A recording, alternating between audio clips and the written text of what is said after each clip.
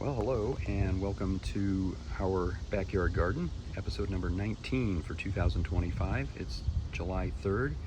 We're getting ready for 4th of July coming up tomorrow. It's a beautiful Thursday, and as you can see, there's hardly a cloud in the sky. It's beautiful right now, about 85 degrees, headed to 91 later. And so we're going to get started here with our little backyard tour, starting off with our cleome. These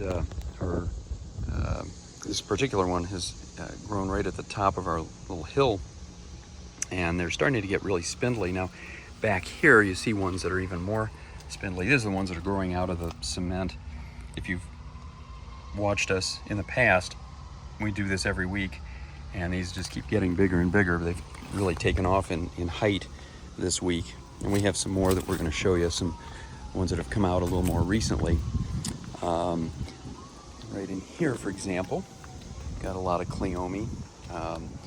This year, for whatever reason, it seems like mostly just the purple or lavender colored ones have come out. I'm not seeing a lot of other colors. We get the occasional, this one over here is more of a pink. We have some that are almost a white color. Haven't seen a lot of those this year, but we're starting to get some down in this area. This area is usually, in past years, has been just full of cleome. It's been like a forest of it. We're not getting that this year, but we are getting some coming up. They've got a real mix of things. Morning glories down in here, which are not really putting out a lot of flowers. They're concentrating more on leaves right now. We've got more vegetation there than flowers, but every once in a while we'll see a nice little pale blue flower out in the morning. But we also have this. I don't know, honestly, if this is a weed or what, but it does have these unique little flowers on it, and so I'm letting it go. And it looks like we'll be getting more of those as we go. We have another one over here. We did not have these last year, so my guess is it's a weed, but especially as fast as it's growing. I mean, this is about a foot taller now than it was last week. So it's typically when you see that, it means it's a weed, and that's growing that quickly. Now down here, this is something I talked about last week. I haven't bothered to take care of it, but I need to. I think I'll do that today, is spray this. It's poison ivy. Any of you seasoned gardeners are going to recognize this right off the bat. Leaves of 3, let it be. And you can see these clusters of leaves and the notched appearance on the actual leaves. You want to stay away from these, especially if you're really allergic like I am. Now, unfortunately, we also have Virginia creeper further down in the garden. It has very similar leaves, but they're in groups of 5. So they can take over a yard very quickly, so you have to kind of get them under control too, but they're not as toxic. They don't usually react to the immune system, although I know some people that get rashes with that, so you have to be really careful. I'm not a big botanist, so I couldn't tell you if they're related, but I kind of suspect that they are. Now here this is the first of our 4 hydrangeas, and they're really starting to come into their own this week. Really starting to turn bright white. I would say maybe next week or the week after that will be their peak, and then they'll just kind of go into a long, slow fade through the rest of July and August. Got a little liatris here. We put several of those in higher up in the front yard, and we'll see that video a little bit later. Those are doing really well. This one just came up on its own. I don't believe we put any of those in ourselves. Here's our other, really our new cleome forest down here. Not growing where it should be growing. It's growing right through the stones around our fire pit. These are not supposed to be full of weeds, but keeping them down with all the rain that we get and the fertilization we get on the yard has been darn near impossible. So we've got lots and lots of cleome. Right now, a lot of them are kind of shriveled up because it's the midday. They're trying to conserve their water, but in the early morning and in the evening, they're really out and very, very pretty. Another big hydrangea here. This one's not really fully in bloom yet. Buds blooms are just coming out, so another week or two and this one will be fully out. Then we've got some Asiatic lilies here, quite a few of them, a couple different types. We've got this one that's white with yellow stripes on it, and then this one has the speckled appearance and sort of a peach colored stripe. So these two are living together and looking beautiful. They'll probably be done by next week, so enjoy them now. Our lilies are primarily June flowers, and once they're done, they're finished for the year. An even bigger hydrangea here. This one is just starting to come out too. Probably next week or two it'll really be peaking. This one's about 10 feet tall now. We just put these in about 4 years ago, I believe, and they've gotten that big that quickly. We got one of our 2 butterfly bushes over on this side. It's kind of peaked already, still giving us some of these nice purple flowers, but overall most of the flowers are just seed pods at this point. Got some more lilies down here, the white and yellow combination, and then under all of that you can see some impatiens that my wife put in back in the spring. They're doing okay. They're not exactly thriving, but they're doing all right. We haven't had a chance to really fertilize them too much, but they're still putting out flowers, which is really all that we ask for. Typically around September they start to peak. So a couple other interesting things. We've got this knockout rose back here. It's getting its second wind. It had a lot of these bright red flowers on it back in the spring, really around mid-April. And we have another butterfly bush back there. That's kind of done. It's a small one. It's just getting started.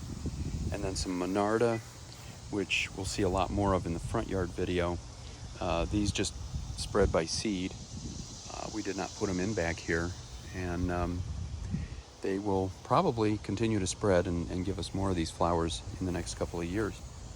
More daylilies. This particular one is very, very pretty with the ruffled edges and the white and yellow, almost a lemon chiffon sort of look, and then another lemon yellow sort of appearance over here. Got these peach ones, which I think are about finished. I think yesterday might have been the last day for those. Same thing with this one, and there might be one bud left or 2, but this one is just about done, this dark purple one. But most of the daylilies in this particular area are done for the year, so it's been a good show. And now we move on to the midsummer display. Azaleas here, not much to really look at on those until fall, when they'll give us some more flowers. Our Astilbe are finished for the year.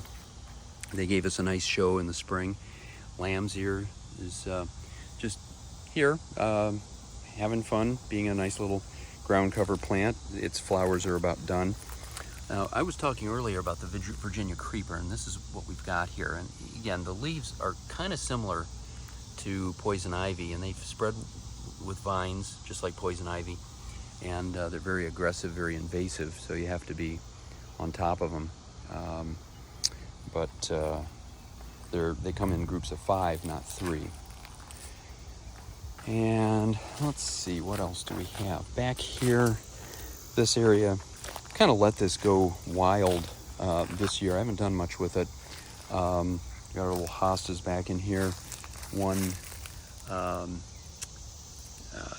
wisteria, not doing too well. I think it's been struggling for a couple of years. I think it may be about done.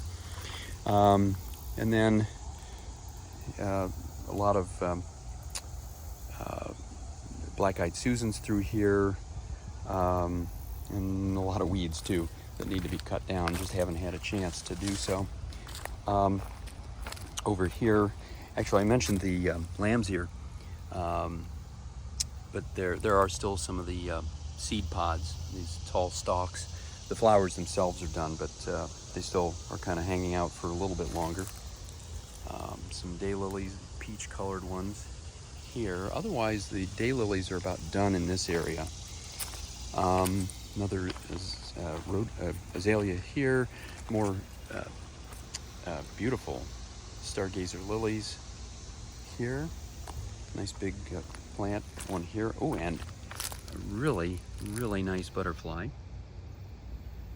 You can see he's having himself a little snack there.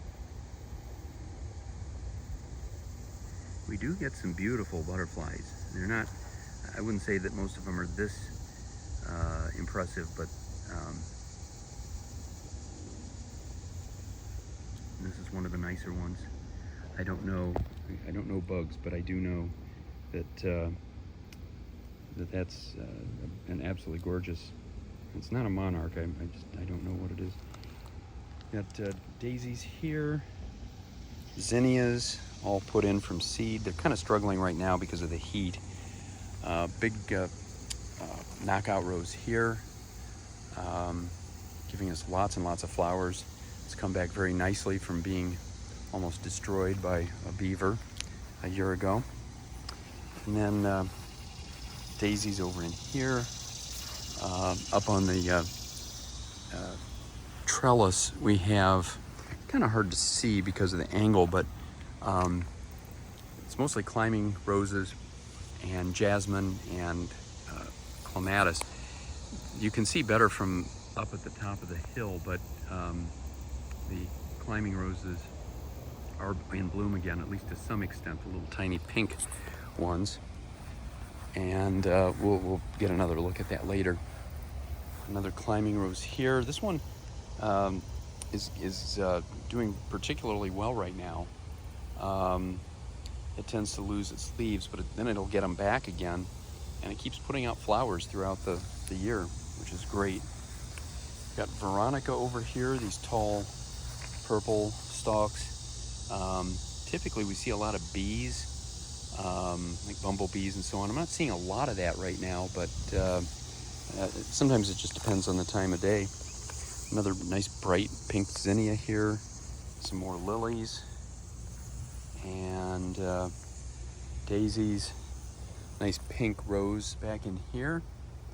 We have just kind of the traditional English cottage garden. We even have a couple of clematis still in bloom. I haven't seen any of those for a couple of weeks. They have a tendency to still bloom now and then, even after their season is over. We even have a few little jasmine flowers. You can see those little white flowers with 5 petals. Those are all jasmine. Another butterfly bush. This one is the latest of all the ones that we have in the yard. Again, these bright purple flowers, but the other one is just about finished. This one is still putting out lots and lots of flowers. Probably will through the end of July. More zinnias here. Nice daylily. None in bloom today, unfortunately. This is a particularly pretty one. Our balloon flowers, I think, are done for the year. What else do we have back here? Our wisteria doing okay over here on the fence. This one's been a challenge. Wasn't sure if it was going to survive, but it seems to be doing okay now. And some other, mostly spring flowers over in this area, clematis and some climbing roses, but nothing all that impressive right now. Wisteria here.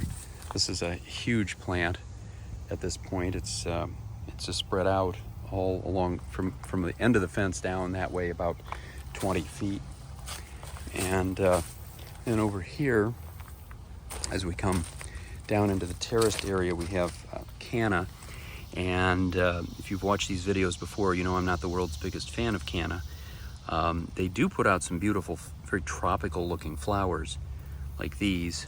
But to my way of thinking, the amount of space that they take up, this entire terraced bed, and the amount of vegetation that they produce, the number of flowers you get is very minimal.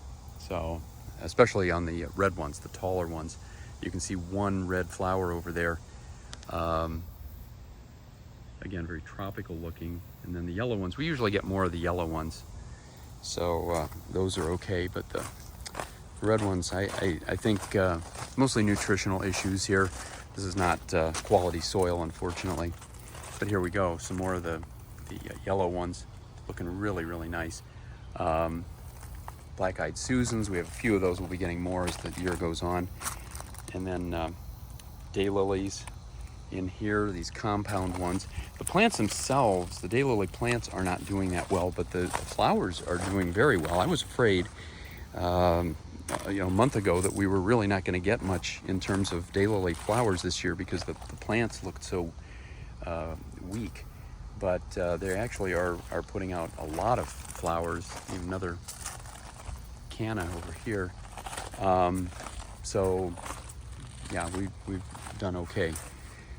They probably would do a lot better if they were fertilized, but again, just another thing I haven't had time to do. It's kind of like weeding. Getting more and more of these maple trees growing up in the middle of this bed, and various other weeds. It's been an ongoing problem. It's hard to keep up with, but I went through the spring and did an extensive cleanup, and looked pretty good for a little while until nature caught up again. Now we'll cross the yard and come up close to the house and finish this tour up. We've got, actually I'll show you the side yard. I don't usually do that on these videos. There's typically not a lot to see, but this year, or rather this week, there is. If I can get the gate open. We have, I believe it's 9 gigantic hosta plants up through here, and they're all fully in bloom, so they're kind of peaking right now.